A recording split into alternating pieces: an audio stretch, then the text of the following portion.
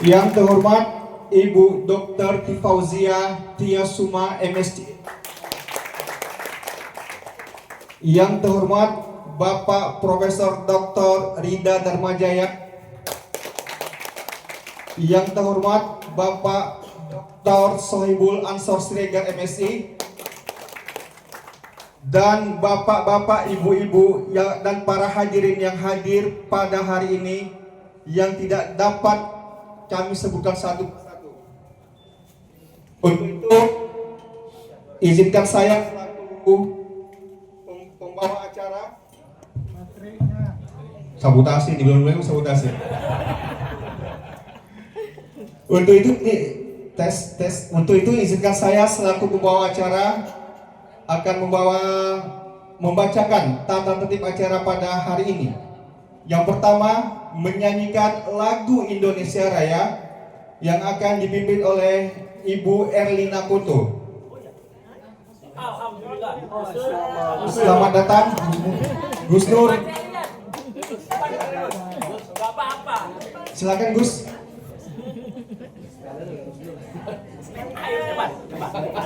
Gak apa-apa.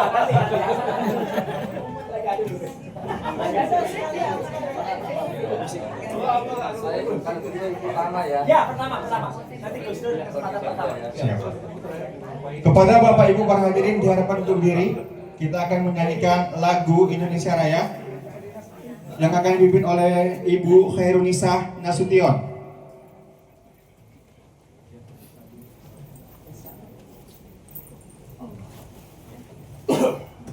Hiduplah Indonesia Raya.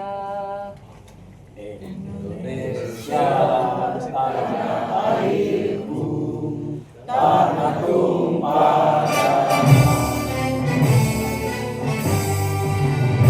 Indonesia tanah airku, tanah tumpah darahku.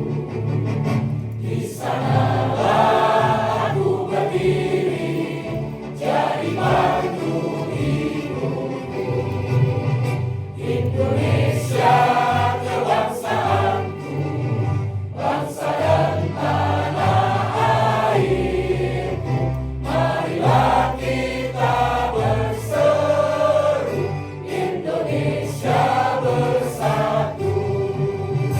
Hiduplah tanahku, hiduplah negeriku, bangsaku, rakyatku semuanya. Bangunlah jiwanya, bangunlah badannya untuk Indonesia Raya. Indonesia Raya, merdeka, merdeka, tanahku, negeriku yang ku cinta.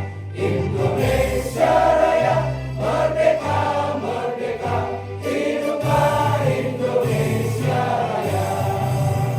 Indonesia Raya, merdeka, merdeka, tanahku, negeriku yang ku cinta. Indonesia Raya, merdeka, merdeka, hiduplah Indonesia Raya. Para hadirin diharapkan duduk kembali.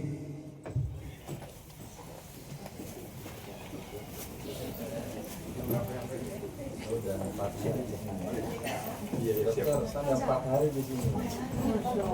Nginep di sini sampai.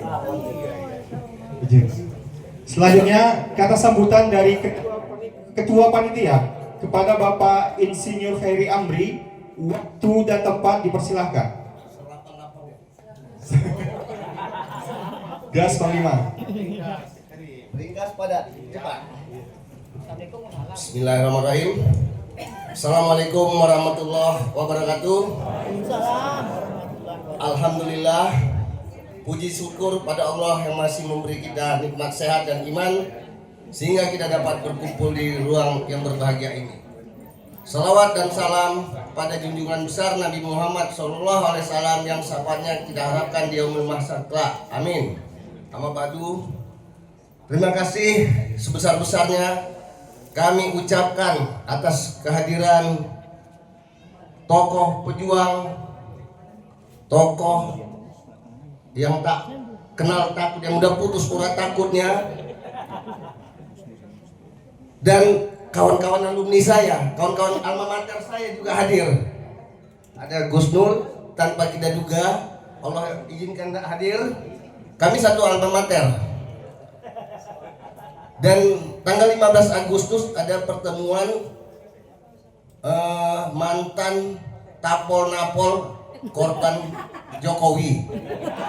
15 Agustus kemarin saya hadir di Jakarta, tetapi judul itu berganti. Pertemuan mantan tapol-napol dan terlapor, kata Mas Roy. Jadi diganti judulnya waktu itu. Kemudian 18 Agustusnya lagi kami ketemu di Jogja, launching buku perdana launching yang sangat fenomenal karena ditutup gedungnya. Dan saya pikir Medan akan begitu, ternyata alhamdulillah tidak. Terima kasih pada semua pihak yang telah mendukung acara ini. Kami ucapkan sangat-sangat terima kasih dan kita berharap acara ini sukses hingga akhir nanti. Walaupun di awal-awal, bahkan tadi juga ada kawan dari Jakarta yang telepon Mas Roya, jadinya Mas ke Medan, jadi acaranya. Orang masih ragukan acara ini jadi atau tidak. Tapi dengan keteguhan dan kesungguh-sungguhan kita, walaupun sumber dana ditutup, alhamdulillah kita sanggup mengadakan acara ini. Dan insya Allah sukses.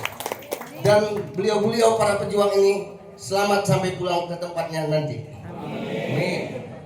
Mungkin itu saja. Terima kasih. Oh, ada lupa. Ini tanggal 10 November. Oktober. Gus. Ingat Gus, 10 Oktober kita rayakan itu. 5 tahun lalu 10 Oktober dan 4 tahun lalu 10 Oktober juga. Hari ini 10 Oktober juga. Hari saya ditangkap dan hari saya dibebaskan. Jadi ini hari sejarah. Dan kita harap pertemuan ini juga sangat fenomenal dan bersejarah. Terima kasih. Billahi fisabil haq, astabiqul khairat. Nasrun minallah wa fathun qarib. Assalamualaikum warahmatullahi wabarakatuh. AJMG, ikuti kata-kata saya. AJMG. AJMG. Adili Jokowi. Adili Jokowi. Makjulkan Gibran. Majukan Gibran. Tangkap Bobi. Tangkap Bobi. Baik, terima kasih. Kita beri aplaus untuk Ketua Panitia, Bapak Insinyur Ferry Amri. Baik, Bapak Ibu sekalian, mungkin selanjutnya acara kita serahkan kepada moderator. Dalam hal ini akan dipimpin oleh Buya Rafdinal Esos MAP. Kepada Buya, waktu dan tempat dipersilakan. Kita beri aplaus Bapak Ibu sekalian untuk Buya. Terima kasih. Assalamualaikum warahmatullahi wabarakatuh. Alhamdulillah, puji syukur kepada Allah, salawat dan salam pada Rasulullah Muhammad SAW. Allahumma sholli ala Muhammad. Bapak Ibu sekalian, kita bersyukur siang sore ini agenda acara kita dapat kita laksanakan. Walau banyak hambatannya, banyak tantangannya, tadi Ketua Panitia sudah menyampaikan, akhirnya kita bisa dapat melaksanakan. Tentu rasa syukur ini menjadi satu semangat dan spirit buat kita untuk kita mendiskusikan buku yang luar biasa ini, sehingga kita warga Medan Sumatera Utara bisa lebih memahami lebih dekat, lebih mendalam buku yang ditulis oleh para tokoh kita. Tentu yang kita muliakan Gus Nur hadir bersama dengan kita, dan beliau adalah orang yang pertama juga dulu bersama dengan Bambang Tri terkait dengan kasus ini, dan beliau akhirnya menjadi bagian dari penindasan rezim, ya. Dan alhamdulillah beliau bersama dengan kita. Kemudian Mas Roy, Ibu Dr. Putifa, terima kasih atas kehadirannya. Dan Bapak Ibu sekalian, acara kita ini tidak hanya mendengarkan penjelasan dari penulis, kita juga menampilkan para pembanding, pembedah buku yang kapasitas mereka kita akui di Sumatera Utara. Kita hadirkan juga bersama kita Profesor Dr. Indra Ramajaya. Beliau tokoh kita di Sumatera Utara, ya, pendiri Gadget Sehat Indonesia, Ketua Matahari Pagi Kota Medan. Beliau sebagai pemuda saraf yang sangat konsen dengan gerakan-gerakan ya, keumatan. Kemudian juga hadir bersama kita Dr. Sohibul Ansor Siregar, pakar politik Sumatera Utara. yang tidak asing bersama dengan kita. Banyak pikiran-pikirannya, gagasannya yang luar biasa yang kadang-kadang menyentak ya kita semua. Kalau Mas Roy, Pak Sohib ini kalau tinggal di Jakarta, Jogja, udah mengalahkan para pakar sebenarnya. Dia karena tinggal di Medan ini sebenarnya kan. Tapi dari Medan mengguncang Jakarta dia. Pak Sohibul Ansor. Satu lagi sebenarnya penulis kita pemerintah Pak Dr. Abdul Khalik MAP, jurnalis senior waspada, dosen, tapi masih dalam perjalanan sebenarnya. Mantan ketua KPU. Mantan ketua KPU lebih tinggi, ya dalam perjalanan. Dan Bapak Ibu sekalian, buku yang ditulis oleh 3 narasumber kita, sebenarnya kita juga menghadirkan Pak Rismon sebenarnya. Ya, Pak Rismon mengkonfirmasi bahwa tidak bisa hadir Di Jogja. Iya, ada agenda di Jogja. Kita dari awal sebenarnya sudah mengagendakan ketiga tokohnya hadir, ya, dan sudah berkomunikasi terus menerus, tapi kena ada agenda lain. Dan kita bersyukur 2 dari 3 penulis hadir. Nah, buku yang luar biasa ini adalah buku Jokowi White Paper ini. Ini adalah sebuah buku yang menurut saya, menurut kita semua adalah sebuah ungkapan akademik sebenarnya ya. Kalau selama ini hanya dugaan-dugaan soal ijazah palsu atau dugaan-dugaan yang kemudian banyak bantahan-bantahan. Kalau secara akademik, ketika lahirnya sebuah buku itu kan sebuah naskah akademik yang akan bisa dipertanggungjawabkan kualifikasinya. Oleh karena itu ketika ada yang menyatakan tidak setuju, dia harus bantah juga lewat tulisan, mestinya begitu, penelitian mestinya begitu ya. Nah, siang ini kita nanti akan dengarkan sebenarnya apa sih tujuan nih Mas Roy atau Bang Rismon ini buat buku ini? Ya, apa tujuannya buat buku? Apalagi ini bukunya tebal gini, bacanya pun susah ini. Tebal ini bukunya ini kan luar biasa bukunya. Tapi apa tujuan ketika orang ini buat buku, nulis buku, hasil penelitian, dan itu ini sangat menarik, nanti kita diskusikan. Nanti Prof. Nida, Pak Sohib, dan Dr. Abdul Khalik nanti akan membanding atau membedah buku ini. Tapi sebelum itu, karena kita kedatangan tamu istimewa, Gus Nur, ya Gus ini apa namanya sudah hadir ya kan, sudah hadir Gus. Jadi kita juga perlu informasi dari Gus Nur nih, karena beliau juga orang pertama sama Bang Menteri dulu gitu kan. Dan Pak Sohib lalu bilang ke saya itu, kalau kalian buat acara, panggilkan Bang Menteri atau Gus Nur. Nah, itu. Langsung dijawab. Iya, karena Bang Menteri tidak bisa kita koordinasikan, ternyata Allah melapangkan Gus Nur ke sini. Nah, kita minta Gus Nur dulu untuk bicara. Gus, sebenarnya sejarahnya gimana nih Gus? Silakan Gus. Silakan. Alhamdulillah. Baik, assalamualaikum warahmatullahi wabarakatuh. Waalaikumsalam. Alhamdulillahirabbil alamin. Di sini aja ya. Ya. Alhamdulillahirabbil alamin. Allahumma shalli ala sayyidina Muhammad wa ala ali sayyidina Muhammad. Amma ba'du. Tidak ada sehelai daun pun yang jatuh terlepas ke bumi di malam hari melainkan dengan izin Allah. Saya ketemu Bang Roy, Pak Roy Surya sama Dr. Tifa ini gak janjian, gak tahu kalau ada acara ini. Saya ada acara safar dakwah 10 hari di Medan. Ini hari keempat. Baru tadi jam 10 baru ada kabar kalau ada Mas Roy Suryo sama Dr. Tifa di sini. Nah, ketemu sama beliau nih. Satu kamar sama saya di Baris Krim ya. Jadi saya mohon izin tidak bisa sampai tuntas karena 4:30 saya harus meluncur lagi perjalanan 2,5 jam dari sini, entah di mana daerahnya saya lupa tadi. Saya barusan khotib Jumat di tempatnya Pak Edi. Jadi kita diundang makan bersama di rumahnya beliau. Orang yang terdolimi juga ya. Nah, kurang lebih seperti itu. Baik, Bapak Ibu, coba perhatikan. Pak Roy Suryo dengan Bu Dr. Tifa ini dengan Mas Rismon ya sudah menerbitkan buku setebal 700 halaman sebagai bentuk tanggung jawab moral ya, etika, estetika, ilmu, saintifik dan macam-macam. Sementara dari pihak sana, pihak Termul masih sibuk mau demo buka BH katanya. Ya. Bukan hanya pakai BH dan celana dalam saja, sibuk mendesak-desak polisi, cepat tangkap. Nggak bisa.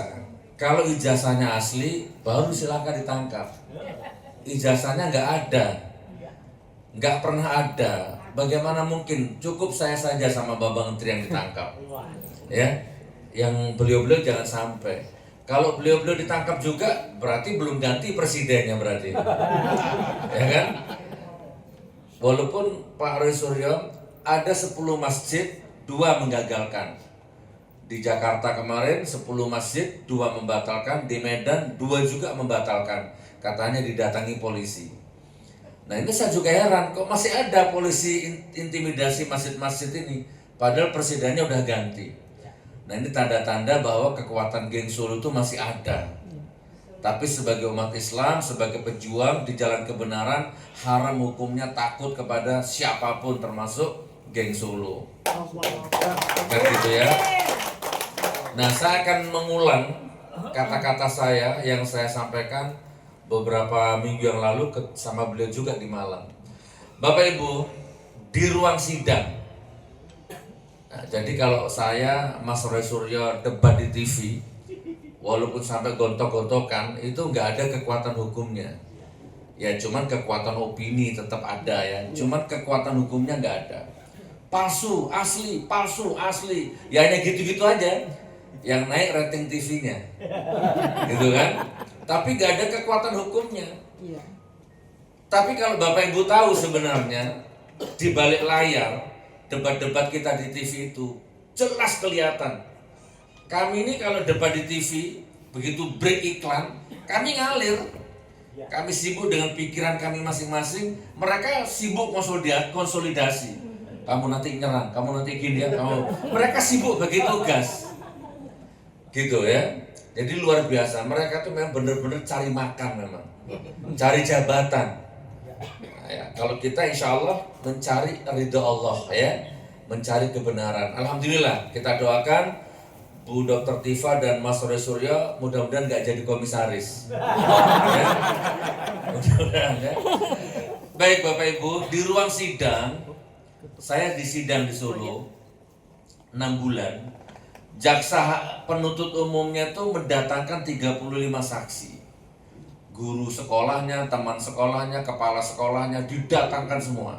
35 saksi. Semua ditanya sama jaksa, sama pengacara juga. Pernah lihat nggak ijazah aslinya? Semua menjawab tidak, belum. Itu kejanggalan pertama. Nih ya, direkam. Saya nggak mungkin bohong. Jejak digitalnya ada. Waktu itu sidang terbuka untuk umum. Pernah lihat ijazah asli? Tidak pernah. Pernah lihat ijazah asli? Tidak pernah. 35 saksi. Itu kejanggalan yang pertama. Yang kedua, ada saksi, saya lupa namanya, ibu siapa. Dia disumpah dengan Injil. Karena dia mengaku Kristen, ya sudah, disumpah dengan kitab Al-Injil. Dengan menyebut nama Tuhan Yesus Kristus saya bersumpah bla bla bla gitu ya di depan hakim. Nah, ketika dia duduk jadi saksi, dicecar dengan pengacara kita, ternyata di BAP-nya dia di situ ada kata-kata, saya sebagai umat Islam sangat keberatan bahwa Al-Qur'an dipakai alat bermubahalah untuk membohongi orang bla bla bla bla. Gitu kan? Pengacara saya kaget pengacaranya, loh Bu, bukannya tadi Anda disumpah pakai Injil, agamanya Kristen. Lah ini kok mengatasnamakan orang Islam. Saya keberatan Al-Quran dijadikan alat mubahalah membohongi gini. Ini gimana ini? Dari situ heboh persidangan. Ya, langsung kita buka semua itu BAP dari 35 saksi itu ternyata plek copy paste. Gitu ya. Jadi ini kerjanya polisi nih ya. Luar biasa polisi, diazab ada besok sama Allah. Mana kalau ada polisi di sini? Diazab ada, bukan polisi Solo, bukan di sini maksudnya. Nah di sini Salonda ya. Jadi copy paste saja BAP-nya itu Pak. Jadi ibarat Anda ini 10 orang diperiksa, BAP-nya sama, kan tidak mungkin. Itu kejanggalan yang kedua. Nah akhirnya klimaksnya, puncaknya saya debat sama jaksanya itu. Pak Jaksa, ini pidana. Beban pembuktiannya ada di Anda. Anda menuduh saya menebarkan fitnah, menebarkan berita bohong, menebarkan kepalsuan, macam-macam. Oke, Sekarang tunjukkan yang asli. Karena dipegang Anda itu kan fotokopi. Nah, sekarang tunjukkan yang asli dan itu wajib. Menurut undang-undang, nanti biar Mas Roy Surya yang jelaskan. Wajib karena itu sebagai alat bukti juga di sidang. Nah, ternyata nggak bisa. Jaksanya nggak bisa mendatangkan yang asli. Padahal di Solo itu sidangnya itu. Akhirnya saya keceplosan, tapi saya yakini dan saya nggak menyesal. Pak Jaksa, kalau Anda nanti bisa datangkan ijazah aslinya, saya cium kakimu di depannya Pak Hakim. Dan saya akan minta maaf kepada media 7 hari 7 malam. Dan saya akan minta maaf kepada keluarga besarnya Pak Jokowi. Alhamdulillah, sampai sidang selesai, ijazah aslinya nggak pernah ada. Sampai detik ini. Nah, lalu Jaksa Penuntut Umum mendatangkan saksi ahli dari MUI, Majelis Ulama Indonesia. Ngakunya begitu waktu itu, di depan hakim. Pengacara, jaksa, sama-sama nanya sama saksi ahli itu. Kiai, pakai surban macam-macam. Pak Kiai, menurut Pak Kiai bagaimana mubahalahnya Gus Nur? Pak Kiainya jawab, tidak sah. Mubahalahnya Gus Nur itu nggak benar. Itu menodai agama. Nah, hakimnya nanya, pengacaranya nanya, jaksa juga nanya. Lalu yang benar itu bagaimana Pak Kiai? Yang benar itu mubahalah itu harus dua belah pihak. Ya, Gus Nur sama pihak Jokowi itu yang benar. Kiainya ngomong begitu Bu, di depan hakim. Dan mubahalah itu harus dilakukan di depan hakim, di pengadilan. Itu baru sah. Nah, ini kekuatan hukum loh Pak. Omongan saksi itu di depan hakim berkekuatan hukum. Giliran saya nanya kepada kiainya, Pak Kiai, saya setuju dengan pendapat Anda. Mubahalah itu harus dua belah pihak. Masalahnya Pak Kiai, dari dulu sampai detik ini pihak yang sana saya kejar, saya ajak mubahalah nggak pernah mau. Itu yang pertama. Yang kedua, nah mumpung sekarang Pak Kiai di pihak sana, ayo kita mubahalah sekarang sama saya di sini. Kan dua belah pihak ini di depan hakim. Kiainya saya ajak mubahalah. Kalau saya salah, saya dilaknat. Tapi kalau Pak Kiai yang salah, Pak Kiai dilaknat. Ayo. Demi Allah Pak Kiainya tidak mau. Dan hakimnya tidak mengizinkan. Dan ini masih berlaku sampai sekarang. Barangkali di sini ada yang nyamar termul-termul ini. Nah, ayo, mubahalah sama saya. Hakul yakin sampai detik ini saya mengimani ijazahnya orang itu palsu dan gak ada. Terlepas dari risetnya Pak Roy Surya dengan Bu Dr. Tifa ini, saya mengalami penderitaan batin, pengalaman batin sendiri. Jadi itu iman saya mengatakan bahwa memang tidak ada. Dan saya pertanggungjawabkan dunia dan akhirat. Jadi Bapak Ibu, insya Allah Bapak Ibu sekarang berada di ruangan yang benar, ya di pihak yang benar, insya Allah. Jadi nggak perlu buka BH, ya nggak perlu desak-desak polisi, desak-desak nggak perlu konferensi pers yang bela-bela nggak perlu. Bapak Ibu membela mantan pejabat yang sudah jelas-jelas korup, bohong, dusta, dibela mati-matian. Ingat, catat omongan ini, bismillah, hotel ini saksinya, rezim terkutuk laknatullah, siapapun yang merapat ke sana, kiai, gus, habib, ulama, profesor, doktor, apapun merapat ke sana, dia akan hina dan dihinakan oleh Allah. Amin. Ya, dan sudah banyak buktinya. Profesor, doktor, kiai, haji, habib, pengasuh pesantren, gus merapat ke sana, sekarang jadi sampah peradaban sejarah. Hilang karomahnya, hilang auranya, hilang yoninya. Sebut saja satu, si Noel misalkan, penyembah Jokowi masuk penjara juga. Ada lagi Sylvester Matutina, begitu sombongnya, ternyata tersangka, sekarang nggak berani tampil di umum. Dan menyusul yang lainnya nanti, insya Allah dihinakan sama Allah. Wa qul ja'al haqq wa zahaqal batilinal batilakana zahuqa. Kalau kebenaran sudah datang, yang batil, yang dolim pasti hancur. Sebagai penutup, kalau tangan Anda masukkan ke air, basah. Kalau tangannya Anda masukkan ke api, terbakar. Atau kalau Anda lempar benda ke atas, pada titik tertentu, menit tertentu, dia akan berkurang kecepatannya, lalu dia akan kembali ke bawah. hukum gravitasinya begitu. Nah sama Bapak Ibu, imanku mengatakan rezim geng Solo laknatullah terkutuk sampai kapanpun, dosanya terlalu besar.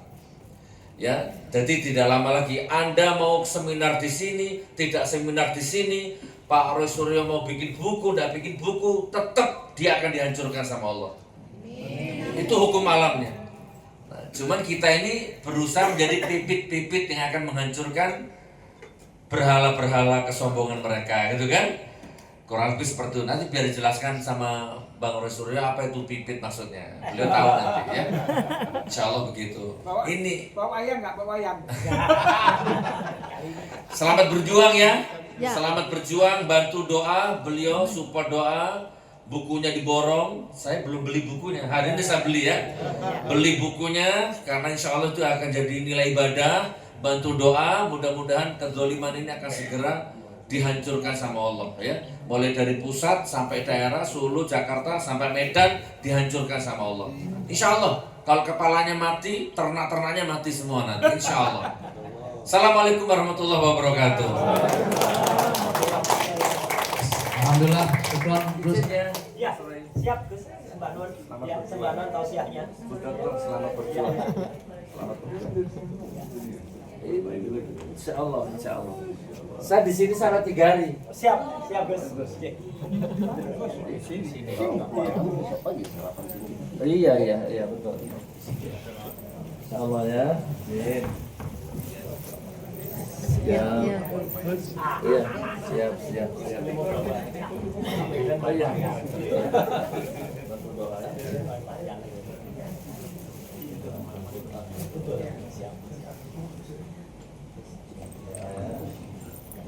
Belum nampak itu. Kalau belum.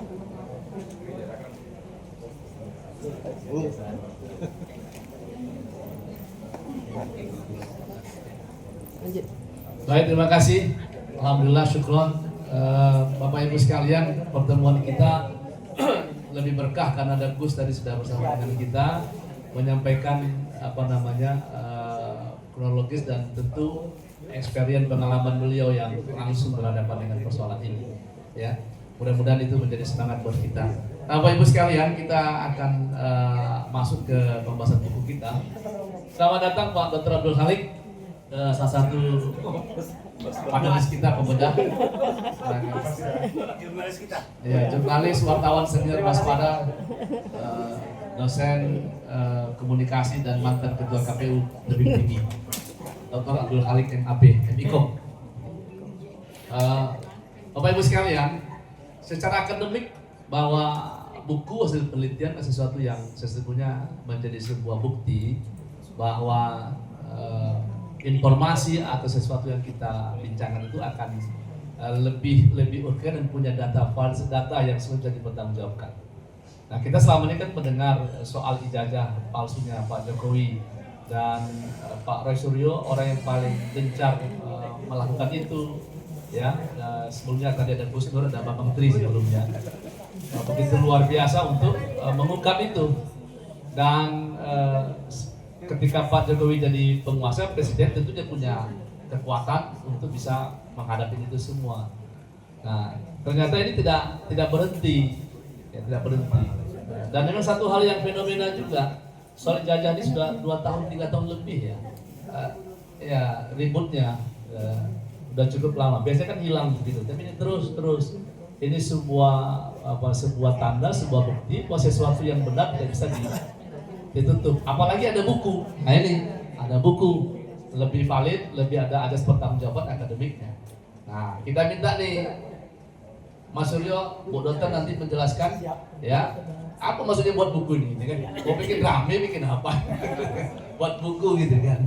Nah, ini kita ingin dengarkan dari Mas Suryo dan Bu Dokter nanti tujuannya buat buku, kemudian apa langkah-langkah berikutnya. Karena ada yang bilangnya begini, ya kalau udah terbukti jadinya palsu, mau diapain Pak Jokowi itu? Gitu Bapak Ibu sekalian. Oleh karena itu, mari kita dengar waktu kita acara ini waktu sampai jam 17.30 tuntasnya acara kita ya. Nanti asar nanti kita sholat nanti sambil break sholat ya. Tapi tempat ini kita gunakan sampai 17.30. Tidak ada waktu 2 jam setengah ke depan. Nanti kita mendiskusikan sambil break salat asar nantinya. Silakan Mas Roy duluan. Oke, baik. Saya persilakan. Ya. Izin. Baik. Bismillahirrahmanirrahim. Assalamualaikum warahmatullahi wabarakatuh. Waalaikumsalam warahmatullahi. Horas Pahita Sudi. Ya, mohon maaf sebelumnya. Tadi ada bisik-bisikan dari bapak-bapak bawa wayang nggak gitu. Duh, saya tadinya berpikiran mau bawa wayang, tapi saya pikir meskipun di sini banyak Puja Kusuma, ya, putra Jawa kelahiran Sumatera, cuman kok rasanya agak lucu gitu saya di Medan bawa wayang. Maka di Medan saya akan bawa pantun saja. Ya, izin tadi saya buat pantun yang mendadak saya buat, tapi moga-moga bisa masuk ke Bapak dan Busma sebagai pembuka acara. Izin. Kemerdekawan malam bersila, minum kopi dan makan roti. Buku putih terbuka sudah bukan lagi rahasia. Ya, tentang janji-janji palsu Jokowi. Baik, yang kedua, jalan-jalan ke Danau Toba.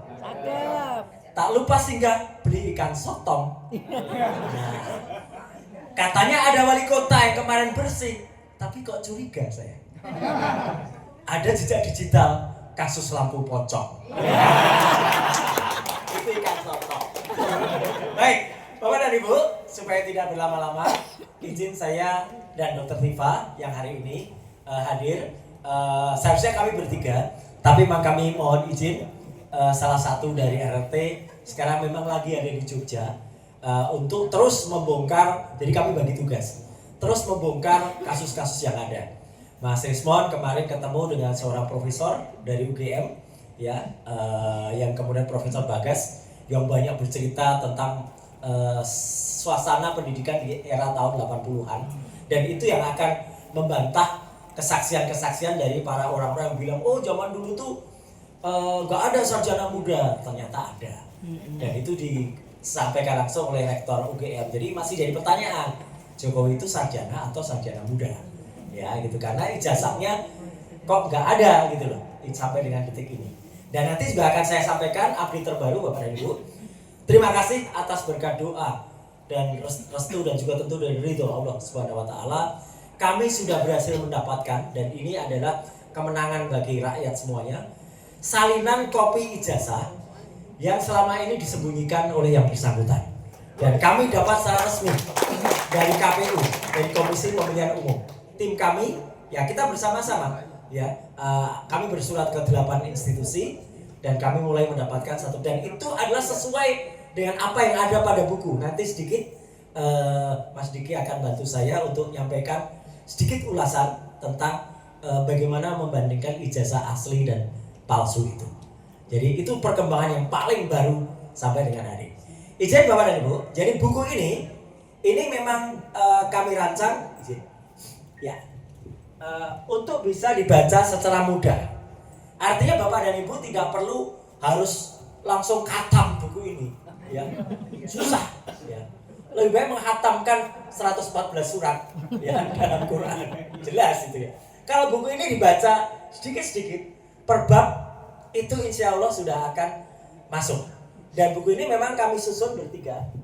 Paling depan tulisan saya, kemudian di tengah ada tulisannya Bang Rismon, paling belakang kesimpulan, dan itu menarik banget, itu tulisannya Dr. Tifa yang membahas tentang, nanti akan diceritakan langsung oleh beliau, tentang bagaimana ilmu neuropolitika.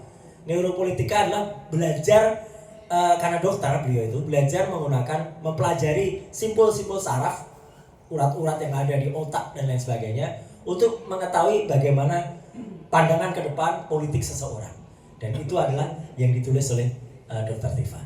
Nah, buku ini saya mulai, Mas Diki bisa, ya, itu dengan waktu itu ada sebuah kisah. Pertama kali ini. Jadi ini yang mengawali, terus ke bawah. Dari seminar balik ke novel dan film. Jadi awalnya kisah ini dimulai dari janji. Kenapa nanti di puisi saya ada janji, di pantun saya ada janji. Jadi ini ada janji atau ada kata-kata dari Jokowi sendiri dalam sebuah seminar seperti ini, yang dia mengaku di depan di depan beberapa orang ya, ada Mbak Rosiana Silalahi, ada kemudian di kampus Universitas Islam Indonesia di Jogja ya, kemudian di depan juga Prof Mahfud MD, di depan juga Buya Syafi'i Ma'arif. Dia berkata tentang IP kumulatifnya hanya 2 atau bahkan 2 ke bawah, dan itu dikatakan di seminar resmi. Artinya nggak boleh orang bercanda di seminar, dan statement itu tidak diralat bapak-bapak semuanya selama sampai bertahun-tahun sampai dengan sekarang, sampai hari ini tidak diralat. Nah inilah yang membuat otak waras atau otak kita itu berpikir, kok IPK di bawah 2 kok bisa lulus ya, atau kok bisa kemudian lanjut. Kalau dulu ada terminasi sarjana muda, kenapa dia tidak dihentikan di sarjana muda? Itu makanya membongkar kenapa akhirnya ada hipotesis bahwa Jokowi itu hanya ke sarjana muda dan tidak lulus. Bahkan ada hipotesis yang kuliah saja tidak gitu ya. Tapi itulah yang menarik yang akan menjadi pembahasan yang sudah kita bahas di buku ini. Lanjut Mas, langsung ke perbandingan ijazah. Terus, jadi ini ada banyak cerita menarik. Terus ya. Bapak dan Ibu sering mendengar kata-kata ELA, Error Level Analysis. Itu adalah cara mengidentifikasi gambar itu asli atau tidak. Saya pernah juga mengidentifikasi dari Medan ini sebuah video artis. Tapi itu nggak ada hubungannya dengan Jokowi ya. Atau mungkin belum. Minimal mantunya. Saya nggak bicara soal Clara ya. Lain itu ya. Jangan dihubungkan ya. Jangan. Tapi artinya video yang pernah saya periksa itu ya, itu juga kita periksa pakai error level analysis. Artinya error level analysis sudah bertahun-tahun sahih untuk memeriksa. Mulai dari kasus-kasus yang dulu, ada dulu video terkenal pemain band ya sama artis. Kemudian bahkan kasus foto mantan presiden juga pernah saya periksa pakai ELA, error level analysis. Dan itu bisa menguji sebuah ijazah itu benar atau enggak. Kalau ijazah yang benar, Bapak dan Ibu, izin Mas Diki, ada ijazah saya, tolong naik turun nanti. Terus.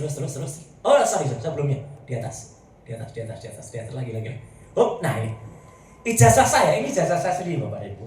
Jadi kalau ada orang mulas ya, orang ijazahnya dari mana? Ini asli nih, tahun 91 saya lulus. Kalau kita periksa dengan ELA, itu akan membuat sebagian ini akan nampak yang tadinya gambar itu sudah pernah direkayasa atau enggak. Kalau pernah direkayasa, maka di sini tidak akan nampak lagi jejak-jejaknya. Ini masih tampak tulisan IJAZA. Pinggir fotonya pun masih nampak. Jelas kan Bapak dan Ibu? Tulisan-tulisannya masih nampak. Ini kalau utuh kayak gini. Lanjut sekarang ijazahnya tadi. Yang kita ini bentar. Bapak dan Ibu melihat ini pun. Ini ijazah saya. Kalau di ELA seluruhnya, kotak legalisasinya pun masih nampak. Pernah dilegalisasi. Artinya foto itu kalau nggak banyak rekayasa, ya beginilah jadinya. Lanjut kita ke yang tadi Mas Diki. Nah ini. Adakah nampak gambar di sini? Apalagi betul Bu. Lanjut ke yang gambar full Mas Diki. Nah, ini gambar apa Bu? Hutan. Betul. Bahkan ada orang mengatakan, mohon maaf sekali, kotoran burung Mas ini. Iya. Jadi ini artinya ijazah yang beredar itu adalah ijazah yang sudah banyak sekali ada rekayasa ya. Dan alhamdulillahnya, naik lagi ke atas Mas Diki. Gambar yang kita lihat terus naik lagi sampai ke gambarnya Dian Sandi. Nah ini ijazah yang diposting oleh seorang kader PSI, partai sebar fitnah isu ya. Kenapa sebar isu? Bapak dan Ibu mungkin melihat isu terakhir, benar-benar jahat. Kami, saya, Dr. Tifa, Mas Refli Harun, itu memang benar. Kami berkunjung, kami ziarah ke yang disebut ibunya Jokowi, Bu Sujiatmi, almarhum Harimulyo, dan kami berdoa. Dan kami keluarkan sekarang videonya ketika kami berdoa. Tadinya kami nggak mau mengeluarkan video kami berdoa, karena buat apa sih? Berdoa itu kan apa? Kita habluminallah. Ngapain kita sampaikan hablum minannas? Tapi karena orang baik, oh itu merusak makam, ya terpaksa kami tampilkan ketika kami berdoa. Kami bukan tipe orang yang sholat aja di video. Videonya kalau lagi sholatnya kalau lagi di video, itu pun nggak pakai iftidal. Perhatikan sholatnya, nggak pakai. Jadi dari tahiyat terus kemudian langsung begitu rukuk langsung nggak pakai iftidal. Ya. Bahkan dulu ada yang pernah bersaksi, Pak Ngabalin kalau nggak salah, dulu pernah bersaksi. Pak Jokowi itu kalau sholat, saya menyaksikan ketika sholat luhur, lafalnya bagus sekali. Bapak Ibu kalau luhur sama asar pakai lafal nggak? Nah itu kok bisa tahu? Kalau luhur itu lafalnya bagus sekali. Ya. Wah ini memang. Oke, kita ingat. Jadi kami difitnah kemarin. Kami merusak makam. Astagfirullah. Kami itu berdoa di depan makam. Memang baru dikeluarkan. Lihatlah postingan Dr. Viva yang terbaru. Ya itu ada. Yang di Twitter. Ya. Jadi kami sengaja mengeluarkan itu karena masa sih berdoa aja di posting. Ya tapi karena kami difitnah oleh PSI juga. Ya bahwa kami merusak makam. Nah ini adalah postingan kader PSI. Namanya Dian Sandi pada tanggal 1 April. Kalimatnya apa? Biar kalian tenang lebarannya. Ini saya upload yang asli. Dia bilang. Ya udah karena dia bilangnya asli. Ya udah kita percaya aja. Ini yang kami periksa. Disinilah kami membuktikan beberapa hal. Terutama soal nanti yang kita lihat ya, membuktikan ijazah itu identik atau enggak. Kedua adalah foto yang pas fotonya ini biasanya Ibu dan Bapak nempelkan pas foto itu sebelum atau sudah dicap? Belum. Kalau di sini kalau pas fotonya ada di atas cap artinya apa? Nah, udah jelas kan? Nanti ada buktinya kepalsuannya. Mas Diki, lanjut. Alhamdulillahnya, terus sampai kayak sini dulu. Terus lagi, terus. Hop, nah hop lagi. Ya. Ini namanya analisis luminance gradients. Analisis luminance gradient ini, Bapak-bapak semua, ini membuktikan bahwa pas fotonya yang dipasang di ijazah ini di atas cap. Lihat gambar ini. Kalau ada capnya di atas foto, ini harusnya ada potongannya cap. Ini ilmiah, 100% ilmiah. Jadi ini jelas-jelas membuktikan bahwa pas fotonya itu memang ditempel di atas cap, dipotong pada jasnya, sehingga belakangnya memang ada capnya, tapi khusus di jasnya dia diganti orangnya pada jas dan wajahnya. Jadi artinya yang ini palsu. Dan apa, Bapak dan Ibu? Alhamdulillah yang tadi saya sampaikan, perkembangan paling baru, Komisi Pemilihan Umum sudah memberikan kepada kami salinan ijazah yang similar, identik dengan ini. Berarti artinya apa? Palsu ijazahnya. Satu lagi yang ingin saya sampaikan, Mas Diki, perbandingan ijazah. Terus. Foto nggak usah aja. Nah ini nih. Ini nih. Ijazah yang ditampilkan oleh Mabes Polri, turun dikit, Mas Diki, mohon turun lagi. Justru lebih buruk dari yang Dian Sandi tadi. Ini ijazah yang ditampilkan pada saat konferensi pers. Jadi kalau ada orang mengatakan, ya itu saya tulis detail di buku ini. Pada saat jumpa pers Mabes Polri, kalau mereka punya yang asli, kan mereka tampilkan yang asli, bukan hanya fotokopi. Logikanya apa? Kepolisian kok malah nampilkan fotokopi. Fotokopi aja yang udah terlipat ini, ada tetesan kopi. Iya kan? Dan itu langsung mengingatkan kami, mohon maaf kalau kami tadi terlambat masuk sini karena kami tadi minum kopi dulu. Di mana tadi? Tempatnya yang apa nanti? Kohtor ya. Pokoknya saya tadi langsung ingatnya, wah ini hubungan antara Medan dan Singapura.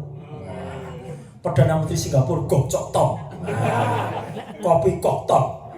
Clara dipergikan ke Singapura. Clara lagi ya. Nah, jadi artinya apa? Ini adalah ijazah yang benar. Bapak dan Ibu, untuk membandingkan ijazah harus dibandingkan dengan yang keluar pada tahun, bulan, dan tanggal yang sama. Alhamdulillah kami mendapatkan, naik dikit Mas. Ini ijazah temannya Pak Jokowi yang dia bersaksi betul pembela Pak Jokowi. Jadi dia dehatnya, namanya Frono Jiwo. Tanggalnya sama, tanggal 5 November 85. Naik lagi Mas Diki. Sama, 5 November 85. Sepintas Bapak dan Ibu, belum saya kasih rahasianya dulu. Sepintas Bapak Ibu, ijazah ini dan lagi Mas, yang ini. Sama nggak kira-kira bentuknya? Sekilas sama. Nah ini kayak kalau kita baca majalah Bobo atau Kawanku zaman dulu ya Bu. Ya, temukan beberapa perbedaan. Lanjut. Naik lagi Mas. Enggak, turun lagi. 2 lagi ijazahnya kita bandingkan. Kita perhatikan ini nomornya 111-15 miliknya Fronojiwo. Lanjut, naik lagi Mas. Enggak, maksudnya turun. Oh. Ini 11-20. Maaf, miliknya Pak Jokowi. 11-15 miliknya Fronojiwo. Satu lagi kita bandingkan 11-17 miliknya Sri Murtiningsih. Ini naik lagi Mas. Nah ini Sri Murtiningsih. Sama 11-16 miliknya almarhum Hari Mulyono. Bapak dan Ibu perhatikan. Naik turun lagi Mas. Ya oke. Naik dikit. Naik lagi dikit.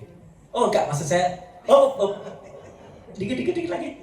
Turun ke bawah. Anak muda kalau lu terlalu semangat. Nah, turun lagi. Turun lagi dikit. Oh ya, cakep.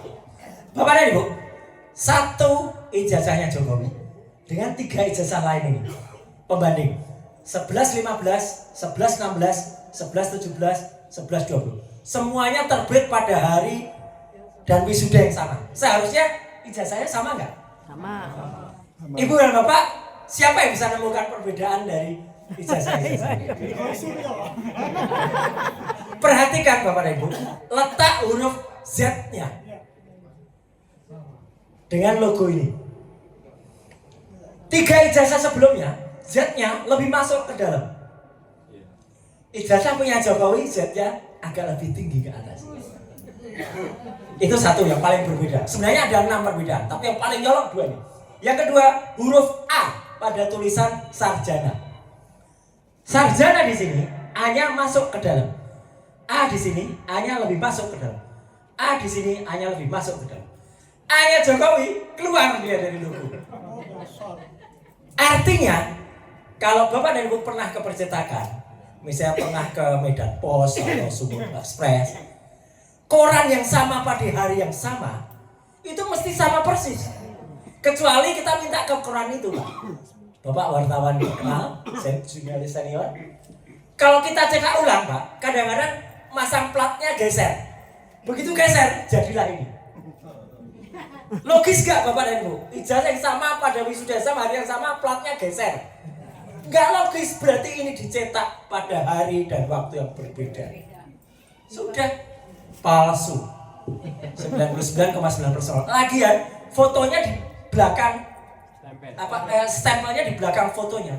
Belum lagi kalau kita periksa adanya watermark, adanya emboss yang ada pada 3 ijazah ini dan tidak ada pada ijazah. Jadi Bapak dan simpulannya, 3 ijazah ini identik, sedangkan ijazah Jokowi tidak identik. Artinya beda. Terakhir yang ingin saya sampaikan, Mas Diki, tolong ke skripsinya, paling belakang. Nah, ini kami pada saat skripsi terus naik lagi, terus naik lagi, terus lagi naik lagi dikit lagi. Oh, inilah skripsi yang saya pegang sendiri. Kalau ini kami sudah pegang sendiri. Jauh sebelum salinan fotokopi saya, Dr. Tifa, Dr. Resmond datang ke UGM pada tanggal 15 April 2025, diterima secara resmi. Diterimalah 2 wakil rektor, Prof. Pening dan Dr. Ari Sujito. Kami dikasih buku skripsinya Jokowi. Apa yang menarik pada 2 ini? Bapak dan Ibu, ini saya potret tidak dengan handphone, tapi dengan kamera profesional yang memang kamera ini memotret apa adanya, tidak membaikkan fotonya, tidak menjelekkan fotonya. Yang bisa kita lihat antar 2 kertas ini kelihatan tahun kertasnya, warnanya saja berbeda. Pada skripsi yang semua itu ada, Bapak-bapak sekalian, warna kertasnya semua begini, kertas lama, tahun 85. Jadi kalau sampai 2025, kertas itu sudah berusia 40 tahun. Iya. Ini kertasnya jauh lebih bersih. Hurufnya juga beda. Ganti kulit. Ini huruf komputer yang dikatakan sama Bang Resmond, Ini hasil dari print out mesin printer yang baru. Tahun 85 Bapak dan Ibu. Adakah mahasiswa yang mencetak pakai printer inkjet? Ya nggak ada. Inkjetnya saja belum keluar. Printer inkjet itu belum ada di tahun 85. Ini sudah dicetak pakai inkjet. Menarik lagi apa? Di sini tertulis Profesor Dr. Insinyur Ahmad Sumitro.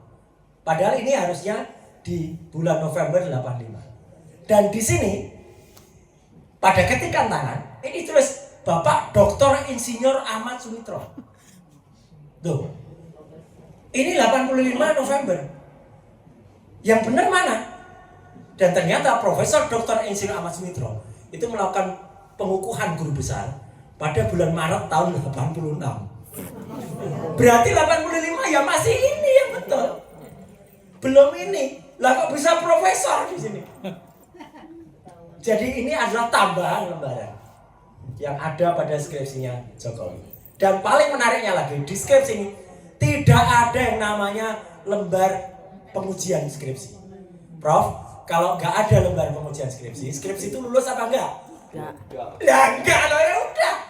Tapi lucu bro, ketika saya berdebat dengan para termol di TV, ada yang bilang, oh mungkin lembar pengujiannya di belakang atau jatuh.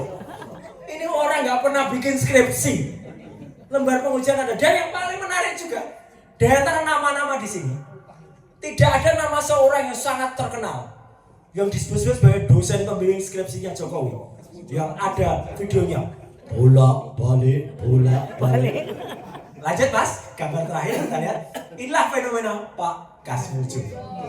Jadi Bapak dan Ibu, insya Allah kalau membaca buku ini tidak akan mengatakan oh RRT Roy Resmontiva itu omon-omon.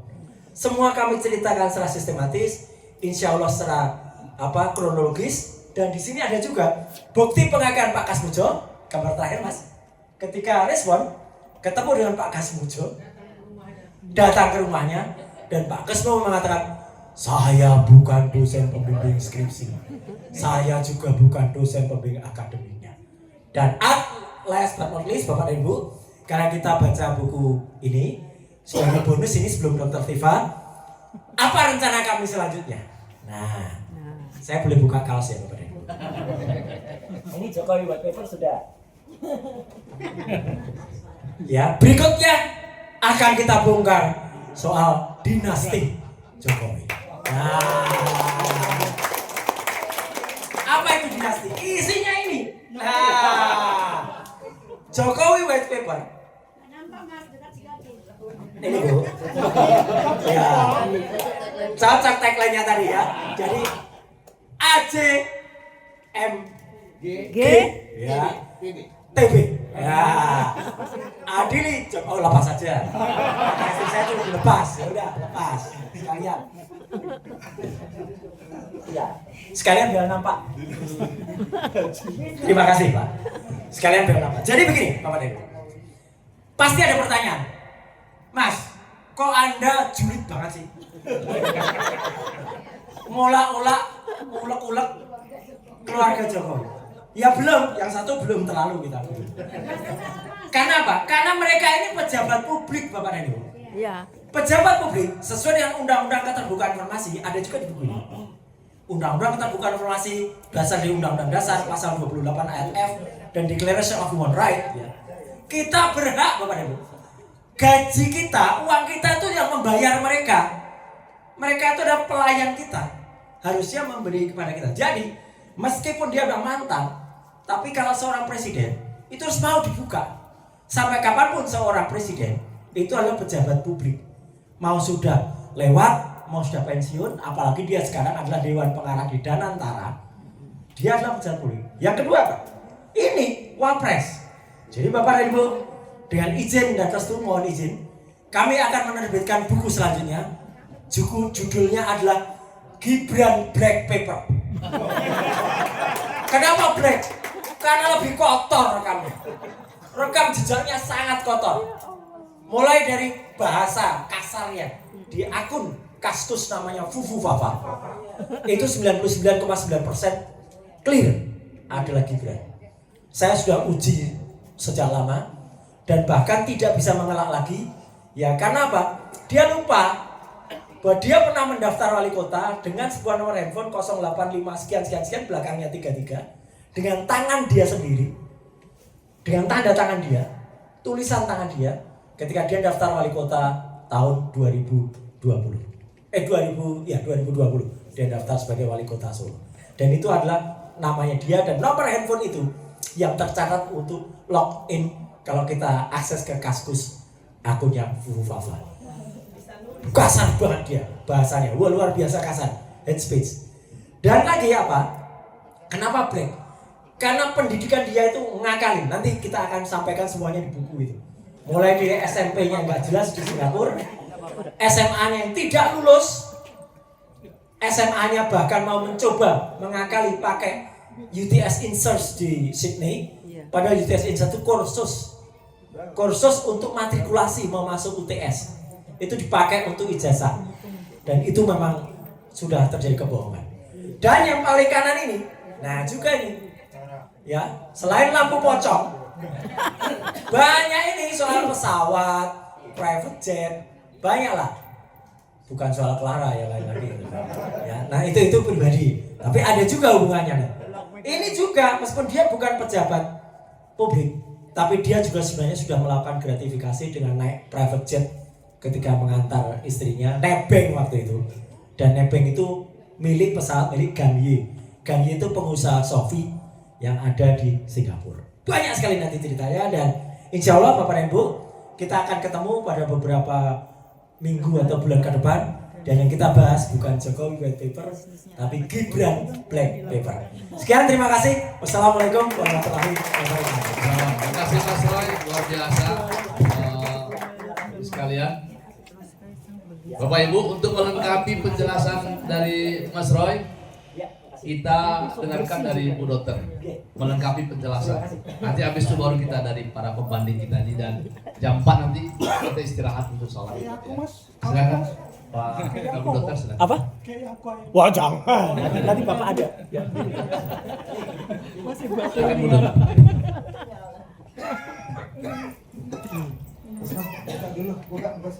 Cukup kelihatan kan sampai belakang ya. Baik, bismillahirrahmanirrahim. Assalamualaikum warahmatullahi wabarakatuh. Ya, pasti saya ingin sekali mengucapkan terima kasih dan tanda penghargaan saya kepada para panitia, ketua panitia, dan seluruh jajarannya yang saya tahu sekali usaha luar biasa untuk bisa menghadirkan acara ini bagi kita semuanya ya. Saya appreciate sekali, mudah-mudahan Allah Subhanahu wa taala membalas kebaikan ini dengan sebanyak mungkin amal jariah. Amin. Demikian juga dengan seluruh panelis, moderator, dan Bapak dan Ibu sekalian, sahabat-sahabat kami yang bersedia meluangkan waktu untuk hadir mendengarkan apa yang ingin kami sampaikan. Jadi pertama kali adalah saya ingin menjawab, Bu ya, pertanyaan mengapa sih Pak Dr. Suryo, Dr. Rismon Syanipan dan saya membuat buku ini gitu ya. Karena apa? Kami akademisi, kami peneliti, kami punya tugas yang itu adalah amanah dari Allah Subhanahu wa taala untuk menjawab permasalahan. Itu tugas utama peneliti. Ada permasalahan, tugas peneliti untuk menjawab. Kemudian yang kedua, ada pertanyaan yang menimbulkan kegelisahan, menimbulkan kegaduhan, menimbulkan pertanyaan, dan lebih dari itu, pertanyaan tentang ijazah Jokowi ini menimbulkan luka batin yang luar biasa bagi seluruh rakyat Indonesia. Bayangkan, kurang lebih 11 tahun sampai dengan hari ini, rakyat Indonesia terpecah belah antara yang percaya bahwa ijazah Jokowi asli dan yang percaya bahwa ijazah Jokowi palsu. Mau diselesaikan sampai kapan pertanyaan ini? Dan dampaknya apa? Kalau pertanyaan ini tidak segera dijawab, suatu ketika nanti, ketika ada pilpres untuk memilih presiden yang ke-20, kita akan menemukan lagi calon presiden dengan ijazah palsu. Atau calon presiden yang ke-80 nanti akan lagi. Jadi kita harus menghentikan pertanyaan ini, kita terjawab. Jawaban apa yang terbaik? Ilmiah. Tidak ada jawaban yang terbaik untuk menyelesaikan silang sengkarut dan pertanyaan besar kecuali dengan metode ilmiah. Dan qadarullah Bapak dan Ibu, kami ini melakukan penelitian. Itu awalnya tidak ada yang mengkomandoi, tidak ada yang menjadi pelopor, tidak. Saya secara pribadi sudah melakukan penelitian itu sejak tahun 2022. Mas Roy pasti punya tanggal tertentu ya, di mana? Saya sih tahu Mas Roy itu udah meneliti sejak tahun 2017, benar ya Mas? Jauh sebelum saya. Saya terusik itu karena apa? Karena ada 2 orang jadi korban. Tadi kita sudah saksikan korban pertama Gus Nur, yang kedua adalah Pak Bambang Tri.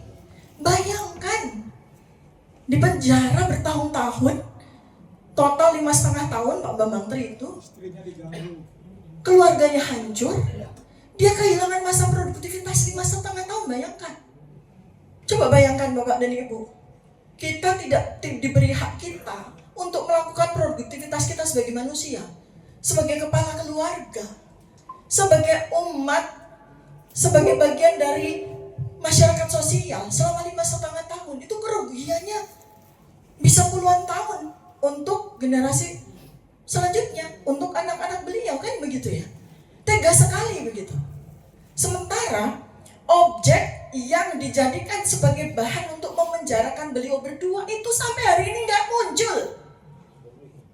Sampai dengan hari ini tuh nggak ada barangnya. Coba bayangkan betapa kejamnya. Dan sekarang dengan kemudian kami membongkar tentang ijazah itu melalui sebuah metodologi ilmiah yang kami kuasai, ya. Saya pun juga baru tahu ya bahwa Bang Rismon itu juga melakukan penelitian secara terpisah. Kami melakukan penelitian di tempat kami sendiri-sendiri. Mas Roy di Jogja waktu itu sebelum beliau pindah ke Jakarta, saya di Jakarta, Bang Rismon di Bali G. Kami nggak pernah komunikasi. Saya dengan Mas Roy memang kenal sehingga ya kita lihat ya perkembangannya dari hari ke hari di sosial media gitu kan. Tapi Mas Rismon kami nggak ngerti. Kita dipertemukan tanggal 15 April 2025. Dan sejak itu kemudian kami bersepakat, ayo kita segera kebut hasil penelitian kita masing-masing dan kemudian kita bukukan. Ya. Jadi buku ini kami tulis tepat 1 bulan. Tetapi penelitian sudah kami lakukan sejak bertahun-tahun yang lalu. Dan tugasnya dengan buku ini terbit, tugas kami sebagai peneliti, sebagai akademisi, sebagai ilmuwan selesai. Kami lega sekali karena secara ilmiah kami berhasil membuktikan bahwa ijazah Joko Widodo memang palsu. Yang mana yang palsu? Ya yang disampaikan oleh kader PSI itu, dan itu juga diakui oleh Pak Joko Widodo, ada rekaman videonya ya, bahwa Pak Joko Widodo juga mengaku ijazah versinya Dian Sandi yang diupload tanggal 1 April 2025 adalah ijazahnya, ijazah beliau. Artinya itulah satu-satunya ijazah yang beredar, dan ternyata itulah bukti yang justru menunjukkan bahwa ijazah itu palsu. Terkonfirmasi beberapa hari yang lalu dengan jawaban surat yang kami sampaikan kepada KPU Pusat bahwa ternyata fotokopi dari ijazah yang didaftarkan oleh Joko Widodo di tahun 2019 untuk meraih presiden yang kedua itu sama dengan ijazah yang diaku asli, tadi sudah disampaikan oleh Pak Roy. Ya, jadi itu semua cocok dengan hasil penelitian kami. Jadi Bapak dan Ibu, buku ini, Jokowi's White Paper ini adalah sebuah kunci kotak Pandora. Ternyata terbukti bahwa setelah buku ini terbit, semua orang dari mana-mana itu mengeluarkan bukti-bukti satu demi satu. Bahkan ada 3 institusi yang sengaja maupun tidak, saya pikir mereka tuh sengaja, 3 institusi yang sangat penting membuka misteri dari ijazah ini. Nggak main-main, Bapak dan Ibu. 3 institusi nomor 1 itu Bareskrim sendiri. Di tanggal 22 Mei 2025, ketika melakukan konferensi pers tentang ijazah, baru di situ kita tahu bahwa Joko Widodo itu menempuh studi di Kehutanan UGM itu bukan dari sarjana, tapi dari sarjana muda. Kita tahu, baru tahu.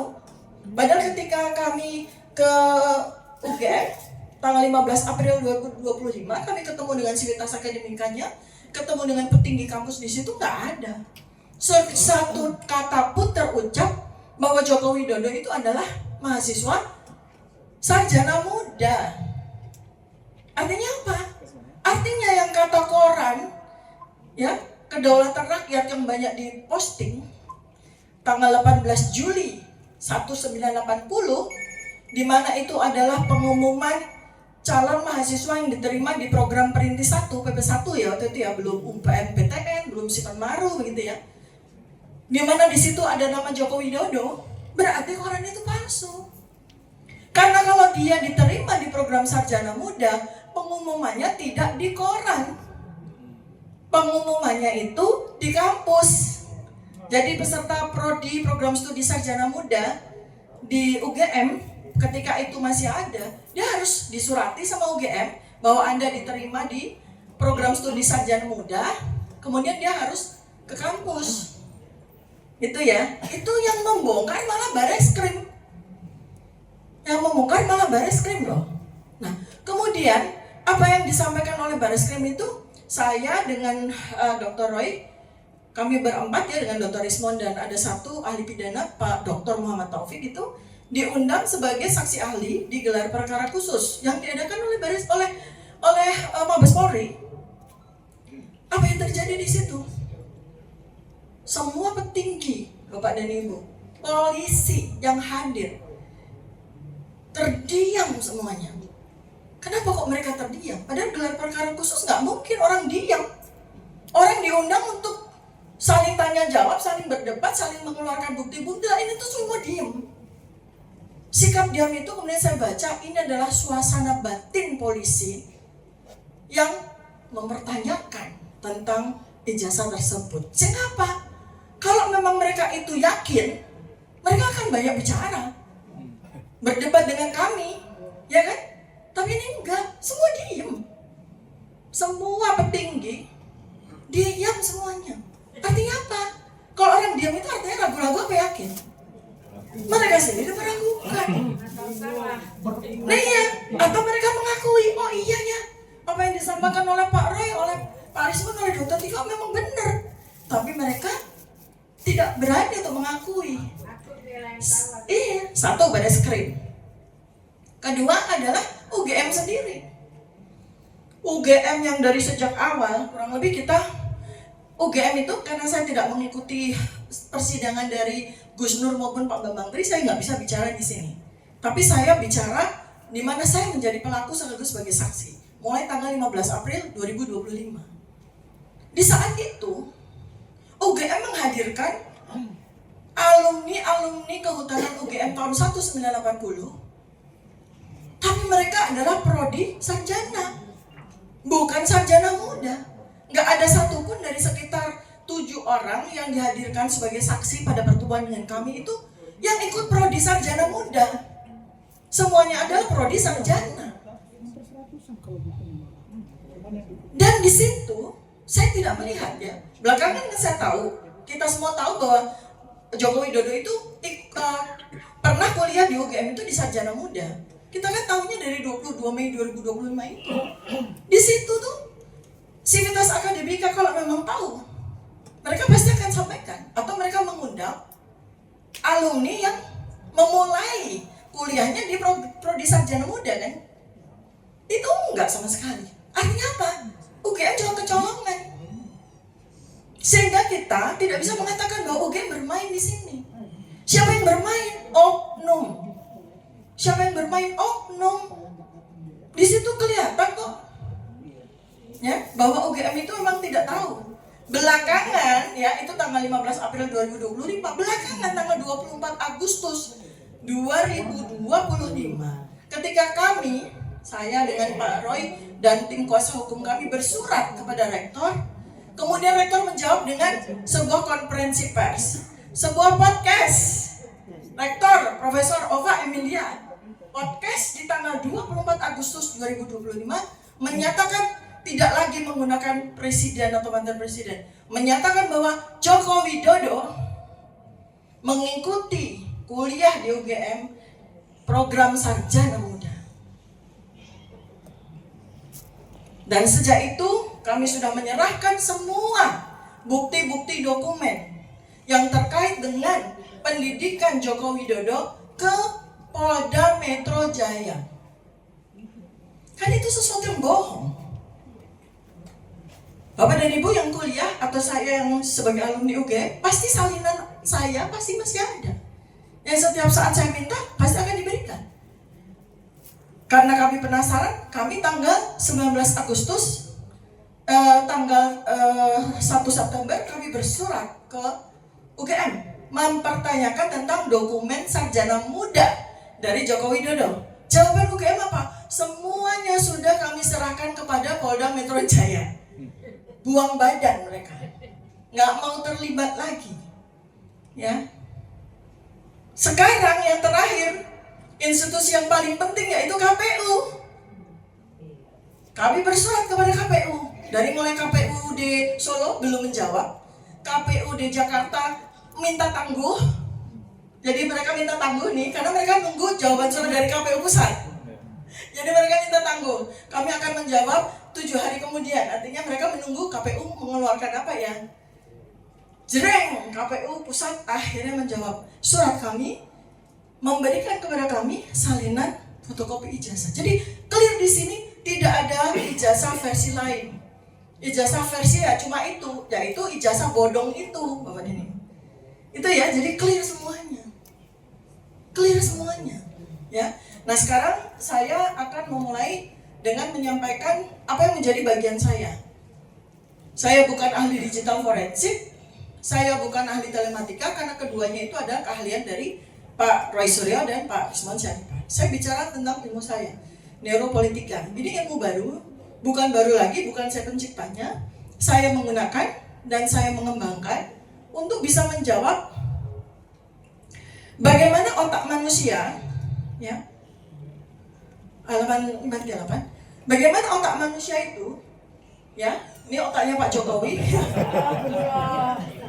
dibedah dengan ilmu neuropolitika ya.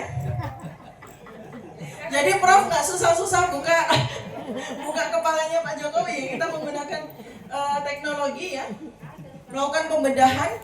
Pembedahannya artinya bukan dibedah seperti Prof tugasnya ya, tapi melakukan pembacaan. Melakukan pembacaan terhadap otak Jokowi dengan cara apa? Dengan cara kita mengcapture perilakunya yang saya dapatkan dari video-video, ratusan foto-foto. Kita capture perilakunya, kemudian ekspresinya, ekspresi wajah, kemudian narasinya, ketika pidato, ketika bicara gitu ya. Nah itu semua kemudian kita lakukan analisis secara meta-analisis, metasintesis dari semua itu. Dengan teknologi Bapak dan Ibu, maka wajah seseorang adalah dokumen yang otentik. Wajah itu ternyata tidak bisa bohong. Wajah ya, lanjut deh. 544 coba kita lihat wajahnya Pak Jokowi. Oke. Lanjut. Di yang ada wajahnya Pak Jokowi, Bawa terus. Nih. Nah. Ini adalah capturing dari video ketika tanggal 25 Juli 2025 Pak Jokowi menerima sejumlah wartawan. Ya, ini saya capture ya. Nah, di situ kemudian saya lakukan analisis bagaimana perilakunya pada saat menyampaikan jawaban atas pertanyaan wartawan terkait dengan dosen pembimbing skripsi dan dosen pembimbing akademik. Bagaimana narasinya? Ya, dan itu terlihat dengan jelas bahwa dia tidak menyatakan apa adanya, alias bohong. Ya. Jadi pada video ini nanti di buku sudah saya buat linknya ya, sudah saya tulis linknya sehingga Bapak dan Ibu bisa klik Artinya data saya otentik. Di situ pertanyaan dijawab dengan sebuah perilaku yang, perhatikan baik-baik Bapak dan Ibu ya. Orang itu kalau bohong tidak mampu menatap mata dari yang bertanya. Ya, itu udah pasti. Dan saya hitung secara statistiknya. Artinya bukan sekedar sebagai sebuah kesan atau opini, tapi analisis statistik membuktikan bahwa memang betul. Setiap kali bohong, Pak Jokowi itu nggak pernah menatap mata dari orang yang bertanya kepadanya. Kemudian yang kedua adalah repetisi. Jadi repetisi itu pengulangan. Ya, oh tidak, dosen pembimbing skripsi saya memang bukan Pak Kasmojo. Dosen pembimbing skripsi saya memang bukan Pak Kasmojo. Jadi ulang-ulang. Ya, dosen pembimbing skripsi saya adalah Bapak Profesor Doktor Insinyur sambil merem, karena nginget-nginget. Bapak Profesor Doktor Insinyur Ahmad Sumitro, gitu ya. Nah itu dari situ otak kita itu mengeluarkan sebuah data yang tercapture di wajah, menghasilkan sebuah dokumen. Ya, itu ilmu neuropolitika itu seperti itu. Sehingga ini mesti hati-hati nih ketika masyarakat Indonesia mendapatkan ilmu ini di buku Jokowi's White Paper. Apa artinya? Ilmu kalau benar secara metodologis itu bisa dipakai berulang kali dan menghasilkan sebuah simpulan yang sama. Artinya apa? Dipakai oleh siapa? Oleh calon gubernur nanti. Coba Bapak Ibu pakai ilmu yang saya tulis untuk melihat apakah calon gubernur ini bohong atau jujur. Calon presiden ini bohong atau jujur. Itu sudah saya tulis metodologinya.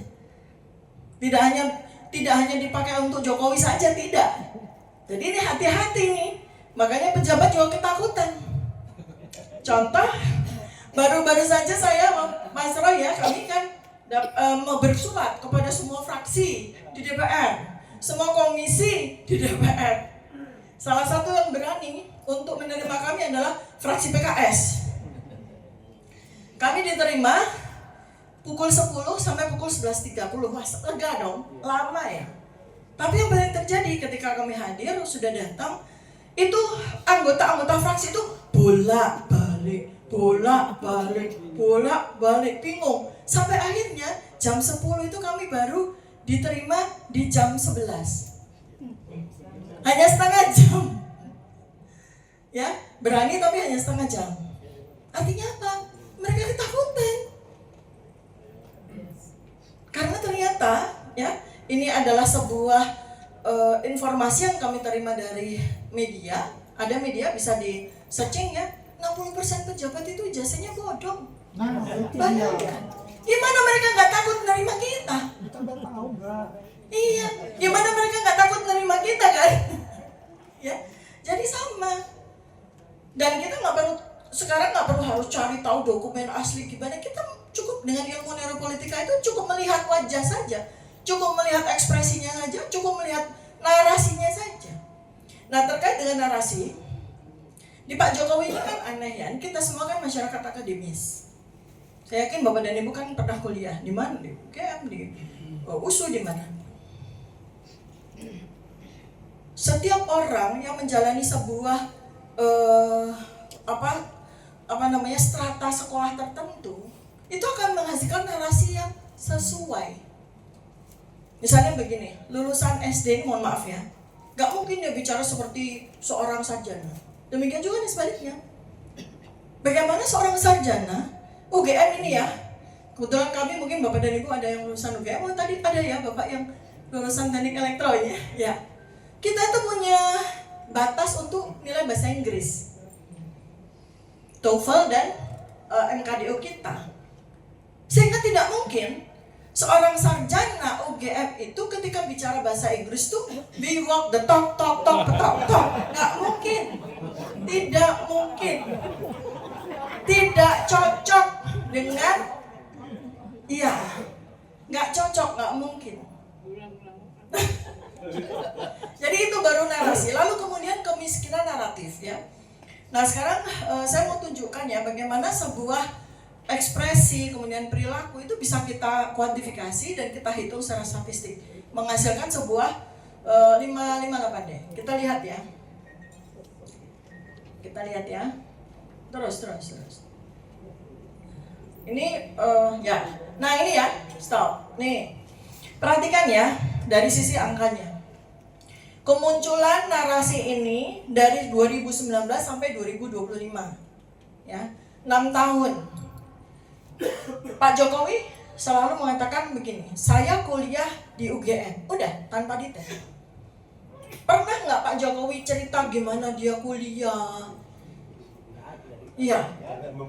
Seperti apa kuliah? Teman-temannya gimana? Ya. Kita nggak cukup orang bicara saya kuliah di UGM terus kita percaya. Ya mohon maaf. Kalau Bapak Ibu percaya, Anda kurang update. Nggak mungkin seseorang yang pernah kuliah hanya bilang saya kuliah di UGM, nggak mungkin. Yang teman sebangku. Teman sebangku. Kuliah kok teman sebangku. Ada kuliah teman sebangku. Terus yang paling lucu ya di dalam salah satu video nanti kami akan sampaikan di buku yang kedua kami ya, bukan di sini karena ini halamannya udah 700 halaman.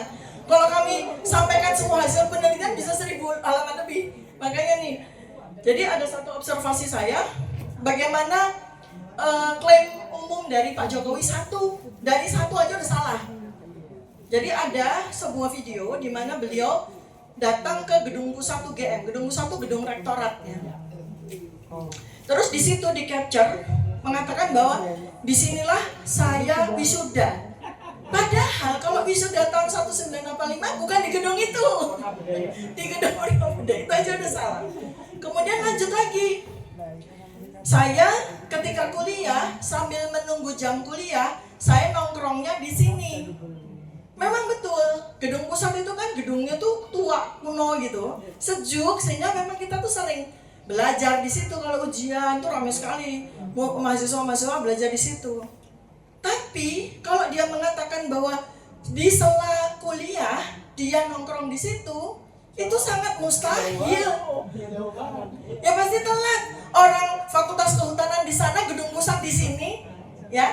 Nah seperti itulah narasi-narasi yang keliru ya. Ya, nah jadi saya kuliah di UGM tanpa sebuah detail yang menunjukkan bahwa ini orang pernah kuliah atau tidak itu 18 kali, 52%. Artinya apa? Itu sudah valid bahwa bisa dipastikan dia tidak pernah kuliah di UGM. Ya. Narasi dangkal, minim kontribusi hipokampus. Apa itu hipokampus? Apa Prof? Jadi gini, hipokampus ya, coba deh ke atas yang saya mau tunjukkan ya. Hipokampus ya. Ini penting, satu aja dari bagian terus yang hipokampus deh. Terus yang hipokampus. Lanjut. Nah, itu ya area di situ tuh namanya hipokampus. Jadi, Bapak dan Ibu, orang kalau mengingat sesuatu yang terjadi pada dirinya, pada kehidupannya 40 tahun yang lalu, ingatan itu tersimpannya di hipokampus, di bagian situ tuh. Bentuknya apa? Bentuknya film, bukan bentuk narasi. Bentuknya film. Jadi ketika kita direkall, gimana itu waktu masa kuliah? Yang kita ingat itu, wah, yang kita ingat itu pasti dekilnya teman-teman kita, bandelnya kita dulu, kita bolos, nitip absen, gitu-gitu loh. Itu yang akan, kenapa? Ketika kita ditanya KKN gitu ya, kita nggak jawab KKN saya di desa Ketoyan. Ya, desa Ketoyan, kecamatan mana? Wonosegoro, Kabupaten. Enggak. Saya dulu KKN tuh, kalau saya karena dokter ya, saya bikin sunatan massal. Nah kayak gitu. Anaknya anaknya kabur mau disunat. Ceritanya begitu. Tapi ketika saya ditanya, kuliah KKN Dr. Tifa di mana? Bentar. Saya tuh di Magelang. Tapi saya lupa persisnya di mana gitu. Malah nggak ingat. Tapi yang saya ingat ya itu betapa serunya waktu KKN. Yang ditanya ketika Jokowi membuktikan bahwa dia pernah KKN, yang saya KKN di desa Toyan, kecamatan Wonosegoro, Kabupaten Boyolali. Yang dia ingat itu adalah ingatan yang ada di prefrontal cortex. Ingatan yang dipelajari, dia hafal. Jadi dia nggak ada recall di memori di hipokampus bagaimana dia KKN sesungguhnya. Nah, yang kemudian terbukti pada pernyataan Barreskrim tentang KKN keliru dengan apa yang disampaikan oleh Joko Widodo sendiri. Barreskrim di 22 Mei 2025 mengatakan KKN-nya Jokowi tahun 1983. Tapi ketika Joko Widodo ditanya, saya KKN awal tahun 1985. Masa mana ada orang KKN 2 kali ya? Nah, itu contohnya ya, bahwa hipokampus ya, sebuah tempat di mana memori kita tentang masa lalu kita itu disimpan sebagai sebuah film, bukan sebagai sebuah kata-kata, narasi. Ya, itu adalah di mana otak itu adalah sebuah dokumen yang otentik, nggak bisa bohong. Ya. Kemudian yang terakhir yang ingin saya sampaikan, ya, jadi banyak termu yang mengatakan ini buku sampah, ya, ini buku nggak valid. Kenapa? Karena nggak ada komparasinya. Metodologi tidak selalu membutuhkan komparasi. Apalagi ini kasus satu-satunya di dunia. Bahkan mungkin di dunia. Dari 8 presiden ini satu-satunya presiden yang seantik ini loh, seunik ini dan senyebelin ini. Nah itu dia. Jadi kita nggak mungkin ada komparasinya. Ada memang beberapa presiden, perdana menteri di dunia itu memasukkan ijazah doktor. Kalau mau dikomparasi, ada beberapa kasus. Terus terjadinya apa ya? Mereka dipecat. Bahkan ada yang dipenjarakan. Nah kalau mau dikompar, ya berarti nanti Pak Jokowi ya dipenjarakan. Iya, harus. Iya kan, komparasinya kan gitu. Ini adalah sebuah studi kasus. Pertama kali, mudah-mudahan satu-satunya. Jangan sampai ada 2 kali. Maka kami berani untuk menuliskan buku ini dengan Jokowi. Di dalamnya Bapak Ibu di 700 halaman, ratusan kali kami menyebutkan Joko Widodo, Joko Widodo. Itu tanda apa? Kami berani mempertanggungjawabkan hasil penelitian ilmiah kami. Kami tidak menggunakan inisial JKW, menggunakan enggak. Kami sebut Joko Widodo karena memang subjek penelitian kami adalah Joko Widodo. Apakah itu ada konsekuensi hukumnya? We don't care. We don't care. Kenapa Bapak Ibu? Pesan saya ya, ribuan tahun ilmuwan, 2.500 tahun yang lalu, ada seorang filsuf ilmuwan yang dipaksa menenggak racun ketika dia menyampaikan temuan ilmiahnya. Namanya Socrates.